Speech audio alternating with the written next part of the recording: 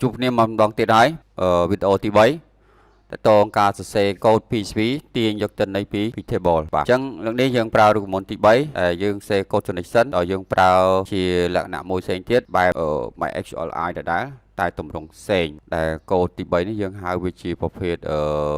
oriented object អញ្ចឹងនេះសម្រាប់កូដ connection ដែលយើងត្រូវការប្រើជាមួយនឹងកូដទី3នេះរូបមន្តទី3នេះគឺរូបមន្តកូដ connection មួយនេះបាទអញ្ចឹងយើងត្រូវសរសេរកូដ connection មួយហ្នឹងបាទទី1 2យើងinclude connection បាទមានហៅ connection យើងទីប្រមាណយើងសរសេរចូលមកបាទទី3យើងដាក់ទី3មកអញ្ចឹងអាស្រ័យយើងការសរសេររបស់យើងណាតមកយើង fix SQL មកដដែលតែយើងត្រូវដូរឥឡូវនេះយើងដូរណាដូរទៅជា variable មក SQL variable នេះគឺទាញចេញពី connection លើមកនេះគឺមួយនេះហើយ select SQL ធម្មតាហើយយើង result ទាញយកទិន្នន័យ fit associate ដើម្បីចាប់យកទិន្នន័យមកទាំងចូលមកបង្ហាញនៅលើ browser អូខេអញ្ចឹងតោះយើងទៅអនុវត្តទាំងអស់គ្នាខ្ញុំនឹងបង្ហាញពីការសរសេររូបមន្តទី3អញ្ចឹងយើងអាចសរសេរកូដនេះ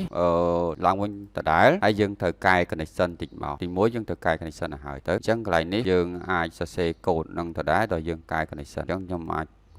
copy យករូបមន្តនេះកូដនេះយកមកដាក់នៅក្នុងនេះតែម្ដង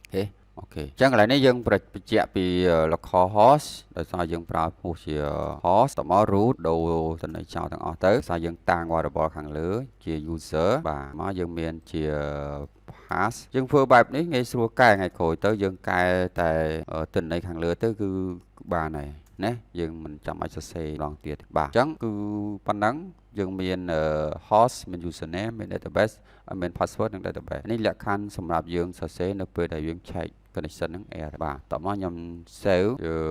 save file ហ្នឹងដាក់ថា connection 3អូខេបាន connection 3ហើយអញ្ចឹងខ្ញុំត្រឡប់មក file select from data to ខ្ញុំ save as ដូចគ្នាអូខេខ្ញុំមក save as file ហ្នឹងដាក់ថា selection 3 data 3ណាយើងដូរបែបហ្នឹងវិញអូខេអញ្ចឹងខ្ញុំបាន file អានេះខ្ញុំ connection ខ្ញុំដូរទៅជា3តោះមកយើង save មកយើងទៅមើលនេះយើងដូរទៅ connection 3ហើយណាត្រង់ចំណុចនេះហើយនេះណាអញ្ចឹងយើងមកធ្វើការផ្លាស់ប្ដូរព័ត៌មានយើងនៅខាងក្នុងនេះអញ្ចឹងយើងរក្សានៅ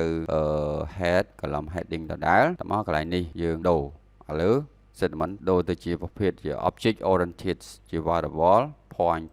access to query អញ្ចឹង query យើងចេញពី string ខាងលើណាតមកទៀតយើងវាលទិន្នន័យអញ្ចឹងយើងថែម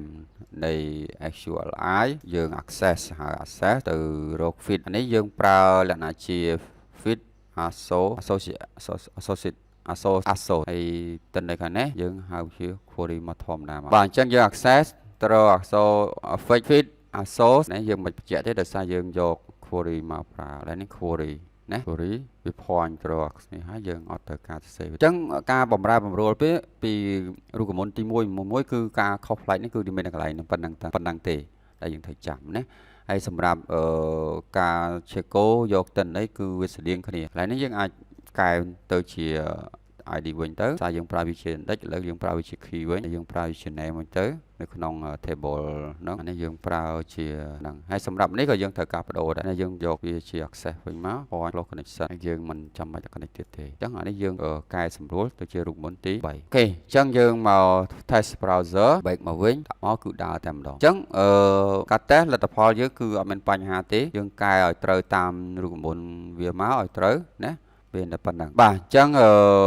អស់ហើយអរគុណសម្រាប់ការទស្សនា